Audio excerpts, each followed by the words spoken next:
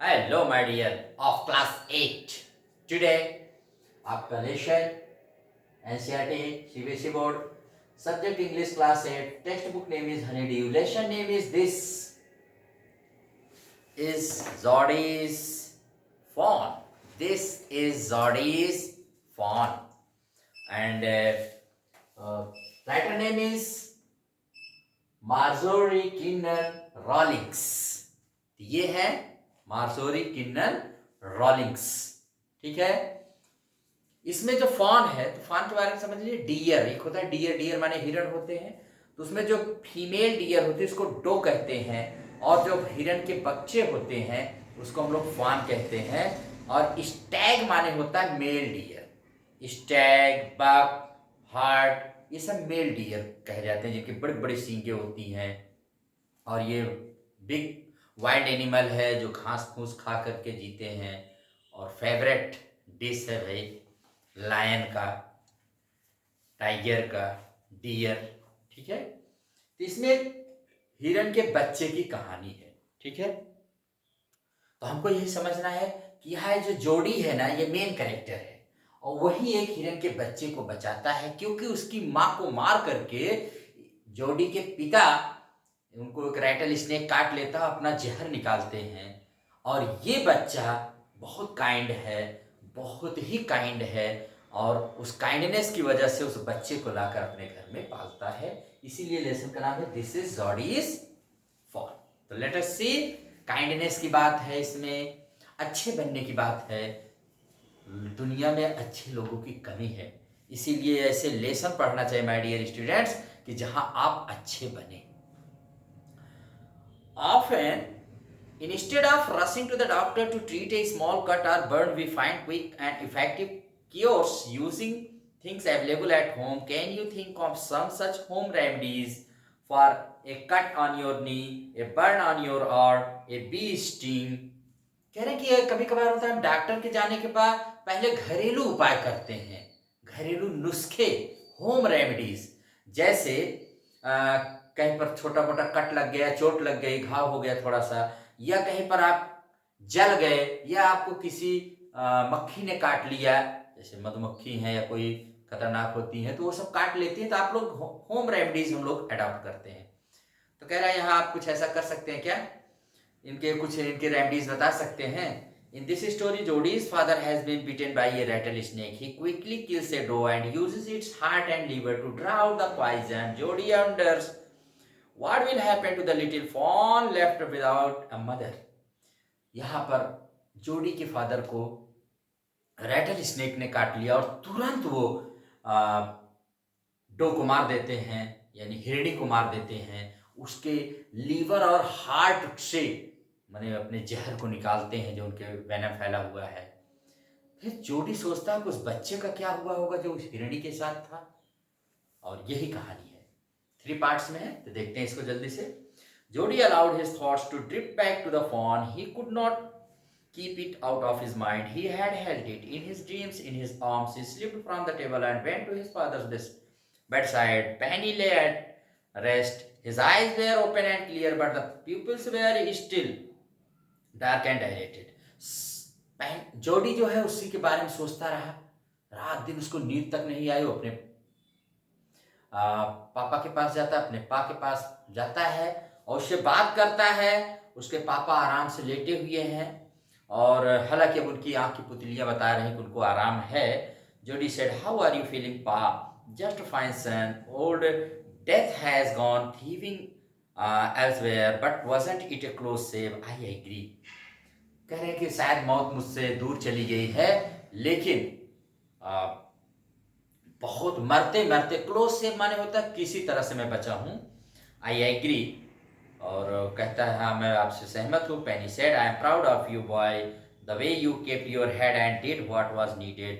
पा yes son. Pa do you recollect the doe and the fawn. अब उसके बाद कहता है कि मुझे गर्व है बेटा कि तुमने जिस तरह से जो जरूरत पड़ी तुमने वो किया, इसलिए मुझे तुम पर गर्व है. लेकिन वो तभी पूछता है पापा तुम्हें याद है कि उस डो के एक बच्चा भी था फान.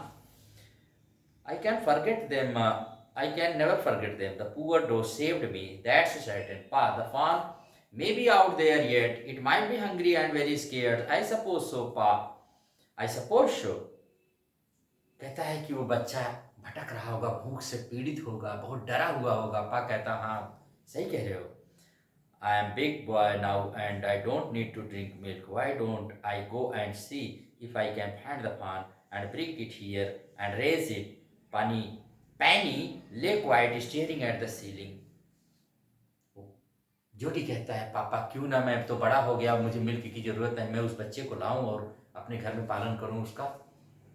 पा कहते हैं boy you have got me hemmed in. It won't take much to raise it, Pa. It will soon start eating leaves and वो कह रहा हाँ लेकिन कुछ तो है। तो कहता कोई दिक्कत नहीं, जल्दी बड़ा हो जाएगा और घास वास खाने लगेगा।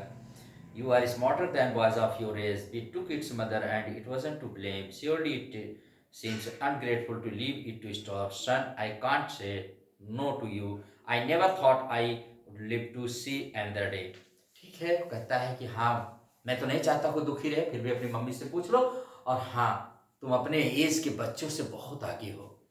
Can I ride back with milk wheel and see if I can find it? Tell your ma I said you can go. अपनी माँ को बता के जाना। कहता है कि मैं मिल व्हील के साथ जाऊं और मैं उसका पता लगाऊं कि कहाँ पर है। He sidled back to the table and sat down. His mother was pouring coffee for everyone. He said, Ma, Pa says I can go. Bring back the fawn. She held the coffee pot in midair. What fawn? The fawn belonging to the doe. We used the doe's liver to draw out the poison and save Pa. She caused well for pity's sake. कहता माँ क्या मैं वहां पर जाऊं और उस फान को लाऊं जिसकी माँ को मार करके हमारे पापा ने अपनी जिंदगी बचाई और अपने जहर को निकाला। कहती क्या उसको? बहुत दयालु हो रहे भाई। Pa says it would be ungrateful to leave it to starve. Pa ने कहा कि इसको छोड़ना बहुत ही अनग्रेटफुल होगा। Dr. Wilson said, that's right, ma'am. Nothing in the world comes quite free. The boy's right and his dad's right. Millville said, he can ride back with me. I will help him find it. She sat down the pot helplessly. Doctor Wilson ने कहा सही कह रहे हैं बाप बेटे, एकदम सही कह रहे हैं। और मिलविल ने कहा हाँ हम भी चलेंगे और उसको ढूंढ के लाएंगे। Well, if you will give it your milk, we have got nothing else to feed it. तुम्हें अपना ही दूध उसको देना पड़ेगा पीने के लिए। Millville said, come on boy, we have got to get riding. Ma Baxter asked anxiously, you will not be gone long. Jody said, I will be back before dinner for sure. Millville mounted his horse and pulled Jody up behind. He said to Millville, do you think the fawn is still there? Will you help me find him? Millville कहता है चलो हम चलते हैं। उसकी माँ Baxter ने कहा कि भाई ज्यादा दूर मत जाइएगा जंगल में। और उसने कहा ठीक है मैं डिनर के पहले वापस आ जाऊंगा, मैं प्रॉमिस करता हूँ। मिलविल दोनों घोड़े पर बैठ जाते हैं और वो मिलविल से पूछता है क्या तुम सोचते हो कि फान अभी वहीं पर होगा जहां उसकी माँ को मारा गया था? We will find him if he is alive. How you know it is a he? The spots were all in a line. Oh, fawn passes spots are every which. लेकिन मिलविल ने पूछा कैसे तुम्हें पता है कि वह मेल है?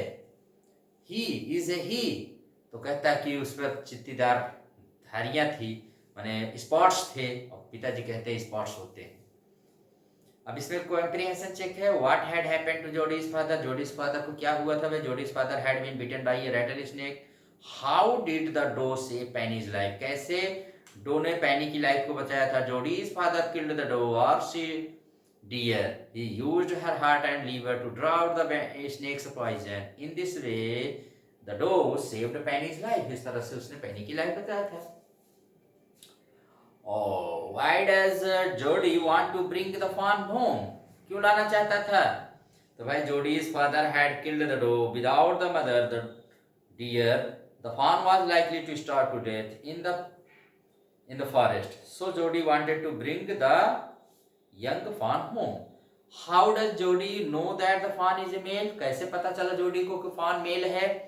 तो the spots on the fawn's body made Jody know that it was a male. उसके जो स्पॉट्स थे उससे वो जान गया कि ये मेल है।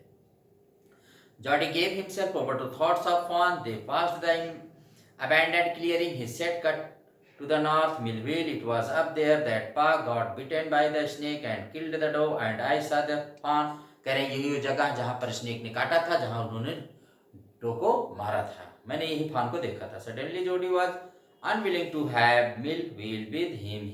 If the fawn was dead or could not be found, he could not have his disappointment seen. And if the fawn was there, the meeting would be so lovely, so secret that he could not endure to share it. अब जो ये जोडी है ना, ये भी कम चालाक नहीं है. ये मिलविल से कहता है कि हो सकता है वो मर गया. सोच रहा है अपने मन में कि अगर वो मर गया होगा तो मैं बहुत उदास होऊंगा, मिलविल मुझे इस उदासी को न देखे, और अगर वो जिंदा होगा मैं उसको पा जाऊंगा, इतना खुश होऊंगा कि मेरी खुशी मैं अकेले शेयर करूं, इस ये न शेयर कर पाए. इसीलिए मिलविल से कहता है, said it's not for now but the scrub is very thick, or a horse. I can make it on foot, but I am afraid to leave you, boy. Suppose you got lost, or got bitten by a snake too. अब वो कहता है तुम Millville जाओ. वो कहता है नहीं, इतना घना जंगल है, कोई सांप काट ले, कुछ हो जाए तुम्हारे साथ, मैं क्या जवाब दूंगा. कहता नहीं नहीं, मुझे कुछ नहीं होगा, तुम जाओ. आई विल टेक केयर, मुझे पता है, मैं टेक केयर करूंगा अपनी. It might take me a long time to find the fawn. If he is answered, leave me off the right here. All right, but you take it easy now. You know north here and east, there and there. That alpine makes a bearing so long, Millville. I am obliged. अब उसने कहा कि आपको यहाँ north और east पता है, उत्तर पूरब किधर है ना. वो कहता है यस, ये जो टाल पाइन है ये मेरे लिए पहचान के काफी है. और वो कहता है ठीक है, मैं आपका ऑब्लाइज्ड रहूंगा. He waited for the sound of the hoofs to end then cut to the right. The scrub was still. Only his crackling of twigs sounded across the silence. He wondered for an instant if he had mistaken his direction. Then a buzzard rose in front of him and flapped into the air. He came into the clearing under the oaks. Buzzards sat in the circle around the carcass of the doe. They turned their heads on their long, scrawny necks and hissed at it. He threw his bow at them and they flew into an adjacent tree. The sand showed large cat prints, but the big cats killed fresh and they had left the door to the carrion birds. कह रहे कि वो ढूंढ रहा है उसको, वहां पर देखता है कि उसकी माँ का कंकाल पड़ा हुआ है, क्योंकि वो जंगली जानवर खा चुके हैं, कुछ पक्षियों के लिए छोड़े हैं. He parted the grass at the place where he had seen the fawn. It didn't seem possible that it was only yesterday. The fawn was not there. He circled the clearing. There was no sound, no sign. The buzzard clacked their wings, impatient to return to their business. He returned to the spot where the fawn had emerged and dropped on all fours, studying the same for the small hoof prints. The night's rain had washed away all tracks except those of cat and buzzards. अब वहां पर वो ढूंढ रहा है फान को, अभी वो पाता नहीं है उसको, और उसको ढूंढने की कोशिश कर रहा है, क्योंकि जहां छोड़ के गया है वहां पर वो नहीं मिलता है. थोड़ा सा उसके ट्रैक को फॉलो कर रहा है, लेकिन रात में बरसात हो जाती है, तो बरसात से उसके जो ट्रैक्स हैं वो सब पर चिन्ह, उसके जो है फुटप्रिंट्स वो गायब हो चुके हैं. Jody comprehension. Jody didn't want Millwheel with him for two reasons. What were they. Jody अपने साथ मिलविल को नहीं चाहता था. क्या कारण था?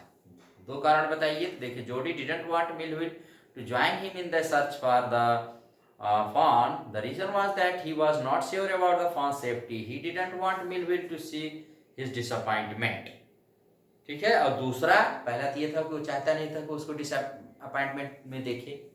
दूसरा, Millville was afraid that Jody might be lost in the jungle. नहीं, दूसरा तो यही दो रीजंस थे इसके. Why was Millville afraid to leave Jody? अब Millville जोडी को क्यों नहीं छोड़ना चाहता था जंगल में, फॉरेस्ट में? क्योंकि उसको डर था कि कहीं ये खो न जाए. Millville was afraid that the Jody might be lost in the jungle. और लास्ट पोर्शन में आ जाते हैं. Movement directly in front of him startled him so that he tumbled backward. The fawn lifted its face to his. It turned its head with a wide, wandering motion and shook him through the stare of its liquid eyes. Was quivering. It made no effort to rise or run. Jody could not trust himself to move. अब वो जोडी को पाया, उसकी आंखों में देख रहा, थोड़ा बहुत पानी है, मतलब लिक्विड टाइप का. और He whispered, "It's me." The fawn lifted its nose, scenting him. He reached out one hand and laid it on the soft neck. The touch made him delirious. He moved forward on all fours until he was close beside. He put his arms around it. It light a light convulsion passed over it, but it didn't stir. He stroked his sides as gently, though fawn were china deer, and he might break it. Its skin was very soft. अब उसने उसको उठाया धीरे से. इसकी skin बड़ी बहुत soft है, बहुत कोमल है. It was sleek and clean and had a sweet scent of grass. He rose slowly and lifted the fawn from the ground. Its legs hung limply. They were surprisingly long and he had to hoist the fawn as high as possible under his. उसने उठा लिया, उसको रखा, और उसकी टांगें लटकी हुई हैं. बड़ी मुश्किल से चल पा रहा था, मतलब वो लिया हुआ था, उसको उठाए हुए था. He was afraid that it might kick the and bleat at sight and smell of its mother. He skirted the clearing and pushed his way into the thicket. It was difficult to fight through his burden. अब वो उसकी माँ जिधर मरी हुई थी उस side से बचते हुए गया ताकि अपनी माँ को कहीं देख करके कुछ सोचने न लगे. और the fawn's legs caught in the bushes and he could not lift his own with freedom. He tried to shield his face from prickling vines. Its head bobbed with his stride. His heart thumped with the marvel of its acceptance of him. He reached the trail and walked as fast as he could until he came to the intersection with the road home. He stopped to rest and set the fawn down on its dangling legs. It wavered on them. It looked at him and bleated.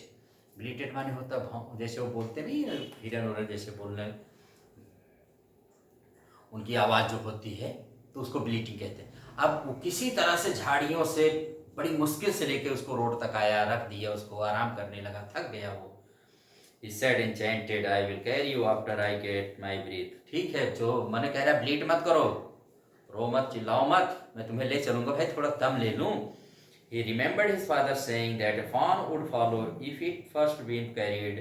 He started away slowly. The fawn stared him after him. He came back, it stroked and walked away again. It took a few wobbling steps toward him and cried piteously. It was willing to follow him. अब उसके पापा ने बताया था कि अगर किसी फान को तुम छोड़ दो तो तुम्हें देख के पीछे पीछे आता है. उसने छोड़ा तो 2-3 कदम वॉबलिंग करते हुए, लड़खड़ाते हुए चला तो, लेकिन चिल्लाया बड़ी दया के साथ. Okay, it was willing to follow. It belonged. It was his own. He was light-headed with his joy. He wanted to fondle it, to run and roam with it, to call it to come to. He dared not alarm it. He picked it up and carried it in front of him over his 2 arms. It seemed to him that he walked without effort. फिर उसको उठाया, किसी तरह से देखा कि चल नहीं पा रहा था. His arms began to ache and he was forced to stop again. When he walked on, the fawn followed him at once. He allowed it to walk a little distance, then picked it up again. The distance home was nothing. अब फिर उसको उठा लिया, थोड़ी दूर चलता, बाद में उस फान ने उसको पीछा करने, मतलब उसके पीछे पीछे आने लगा. थोड़ी दूर पर घर उसका था. Distance home was nothing. He could have walked all day and into the night, carrying it and watching it follow. He was wet with sweat, but a light breeze blew through the June morning, cooling him. कहे पूरा पसीना से डूब गया, लेकिन ठंडी हवा घर जून महीने की उसको एकदम बहुत अच्छी लगी. The sky was as clear as spring water in blue china cup. He came to the clearing. It was fresh and green. After the night's rain, he fumbled with the latch and was finally obliged to set down the fawn to manage it. Then he had an idea. He would walk into the house, into Penny's bedroom, with the fawn walking behind him, but at the steps the fawn barked and refused to climb them. He picked it up and went to his father. Penny lay with his closed eyes. अब वो आ गया किसी तरह से घर पर और सोचा कि अब को इसको अपने पापा के रूम में, पेनीज के रूम में ले चलना है. देखा कि पापा उसके लेटे हुए हैं. हालांकि जब आ तो रहा था फॉलो करके उसको, लेकिन जब उसके घर के मने स्टेप्स ऊंचे पड़े तो वो नहीं चढ़ पाया, तो उसको चढ़ाया. जॉडी called, "Pa, look, देखो पा, लेके मैं आ गया." When he turned his head, Jody stood beside him. The fawn clutched hard against him. It seemed to Penny that the eyes were as bright as the fawn's. He said, "I am glad you found." और देखा कि जितनी खुशी उस Jordi को आंखों में है वैसी ही खुशी फान में भी है, यानी दोनों में बराबर खुशी है। और उसको देख के उसके पा कहते हैं मैं बहुत खुश हूँ तुमने इसको पा गए। Jody then went to the kitchen. The fawn bubbled up for him. A pan of morning's milk stood in the kitchen sink. The cream had risen on it.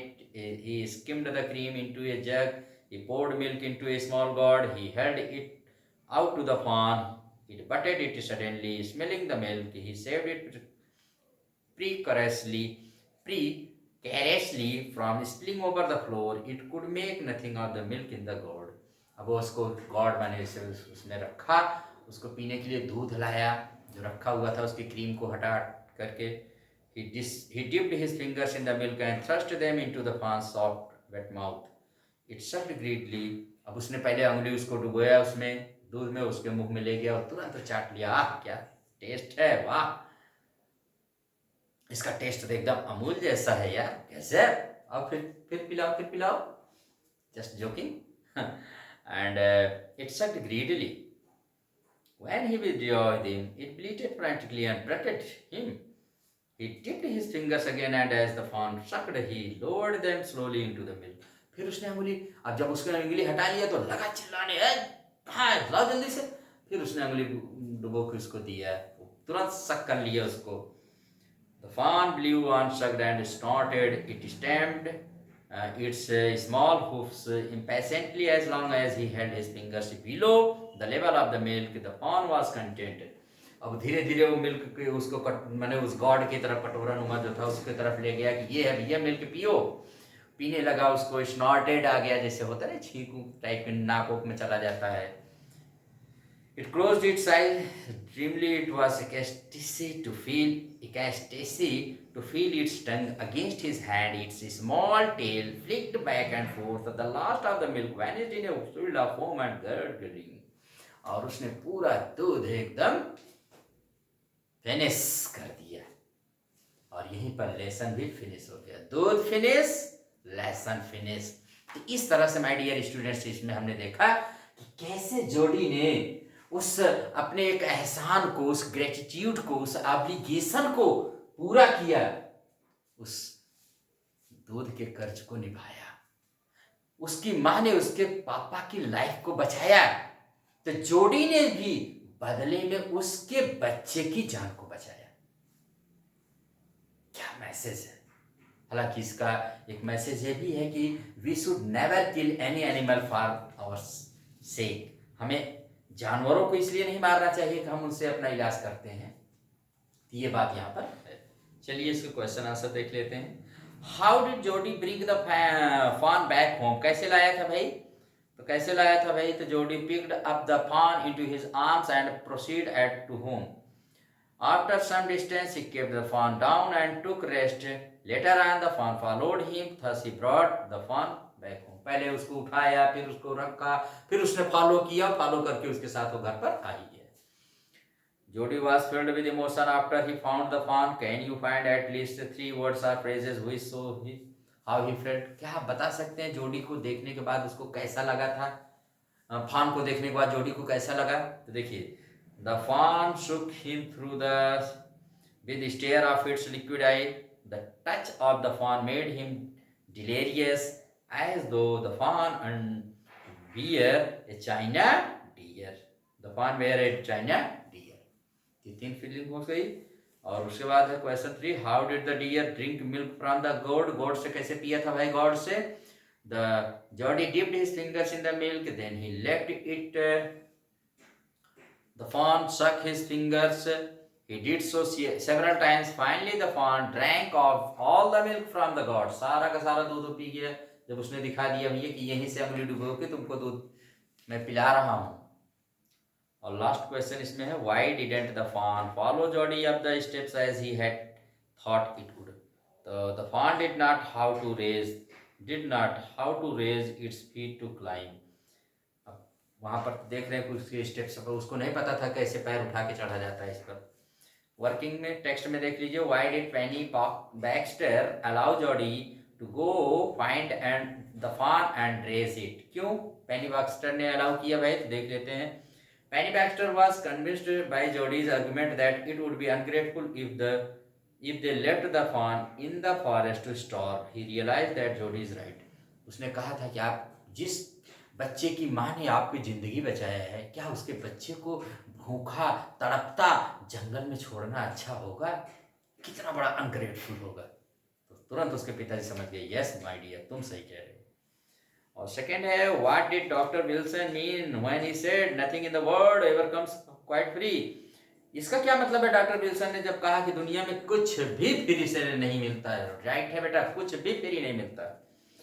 Doctor Wilson mean that Penny must pay back to the doe when he had killed for his own gain by bringing up her found. इनका कहने का मतलब था कि अगर आपने उसकी माँ को अपने लिए मारा, अपने इलाज के लिए, तो आपकी ये रिस्पॉन्सिबिलिटी है कि आप उसके बच्चे का भी देखभाल करिए, क्योंकि मुफ्त में दुनिया में कुछ नहीं मिलता है। How did Jody look after the fawn after he accepted the responsibility for doing this? इसको हम लोग कह सकते हैं कि Jody looked after the fawn like a mother. He made it drink milk with his fingers dipped in milk. This is how a mother feeds her baby. जोडी was glad that he had found the fawn. आपको पता है जोडी ने उसका पालन पोषण कैसे किया? जैसे एक माँ अपने बच्चे के करती है। एक माँ क्या करती है, पहले दूध में देखते नहीं, मिल्क में फिंगर डालती, फिर बच्चे के मुंह में डालती है, और उसके बाद धीरे धीरे बच्चा पीना शुरू कर देता है। वैसे ही जोडी ने भी पहले देखा, फिंगर को मिल्क में डाला, फिर उसके माउथ में डाला, किस तरह से, वाह, like a mother. And last question है, how does Jody's mother react when she hears that he is going to bring the fawn home? Why does she react in this way? कैसे जोडी की मदर ने react किया जब उसे पता चला को जो फान को लाने जा रहा है जोडी के प्रति, और क्या कहा उसने? देखो, Jody's mother turned her nose when she heard that he was going to bring back the fawn. She gasped with surprise because she didn't want to see an animal in her home. शायद उसे अपने घर में किसी animal को की आवश्यकता नहीं थी। तो यहीं पर ये लेसन समाप्त हो जाता है। यहाँ पर हमने जोडी की काइंडनेस, उसके कंपैशन को मैंने देखा, कंपैशन एंड काइंडनेस, उसके टेंडर हार्ट को जाना। और आपसे भी बच्चों यही अपेक्षा है कि पहले तो एनिमल्स को आप किसी प्रकार के इंजरी मत दीजिए, कोई भी आप हार्म मत पहुंचाइए, लेकिन अगर पहुंचाते हैं तो उसको क्योर भी करिए, ठीक है? तो इसी के साथ ये लेसन जो आपको देता है कि आप मैन हो, मैन और एनिमल में लव बराबर होता है, दोनों को एक दूसरे को केयर करना चाहिए और अपने सुख दुख को भी शेयर करना चाहिए, ठीक है? उनके दुख है तो आप उसको शेयर करिए, उनको प्रॉब्लम है तो आप उसको शेयर करिए, because you are a man, understand? इसी के साथ इस लेसन को यहीं पर एंड करते हैं। आई होप कि आपको ये क्लास पसंद आएगी, अच्छे से इसको समझ चुके होंगे, जोडी का प्यार क्यों उसने किया, क्या उसकी माँ ने उसके फादर के प्रति किया था, ये सारी चीज़ें इसमें बताई गई हैं। और वो सारी चीज़ें जो होम रेमेडी में आती हैं उनको भी जानते रहिएगा, ठीक है? तो पसंद आए तो लाइक शेयर करिएगा। Thank you very much.